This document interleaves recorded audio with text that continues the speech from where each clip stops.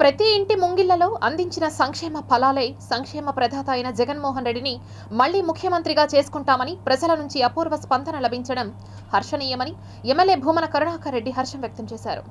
స్థానిక 42వ డివిజన్లో Tirupati MLA Bhumana Karunakar Reddy party నాయకులతో కలిసి ఎన్నికల ప్రచారాన్ని పెద్ద ఎత్తున ప్రారంభించారు.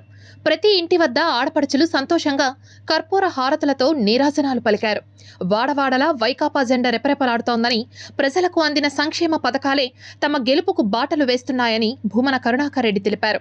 పెన్షన్దారులైన ప్రతి అవ్వాతాత వారి సంతోషాన్ని తాము ఎన్నడూ లేని విధంగా 3,000 రూపాయలను పెన్షన్గా పొందడం, వైఎస్ జగన్మోహన్ రెడ్డి తమ పెద్ద కొడుకులాగా 1వ తారీఖునే పెన్షన్ అందజేయడం సంతోషాన్నిచ్చిందని అన్నారు. ప్రజల నుంచి విశేష స్పందన తమకు లభించడం రెట్టింపు ఉత్సాహం కలిగిస్తోందని భూమన కరుణాకర్ రెడ్డి పేర్కొన్నారు. రాష్ట్రం మునుపెన్నడూ లేని విధంగా అభివృద్ధి పదంలో దూసుకుపోతోందని, అందుకు ఉదాహరణ తిరుపతిలో జరిగిన అభివృద్ధేనని భూమన హర్షం వ్యక్తం చేశారు. 2024లో జరిగే సార్వత్రిక ఎన్నికల్లో ప్రజలంతా ఏకమై ఫ్యాన్ గుర్తుకు ఓటు వేయడానికి సంసిద్ధంగా ఉన్నారని, ఆ దిశగా ప్రజలంతా జగన్మోహన్ రెడ్డిని ముఖ్యమంత్రి చేసుకునేందుకు ఆసక్తి చూపుతున్నారని, ఈ ఎన్నికల్లో కూటమికి ఘోర పరాభవం తప్పదని భూమన కరుణాకర్ రెడ్డి తెలిపారు.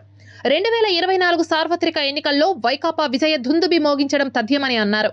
అయితే తిరుపతిలో జరుగుతున్న అభివృద్ధిని చూసి పలువురు ఆకర్షితులై పార్టీలో చేరడం శుభసూచకమని హర్షం వ్యక్తం చేశారు.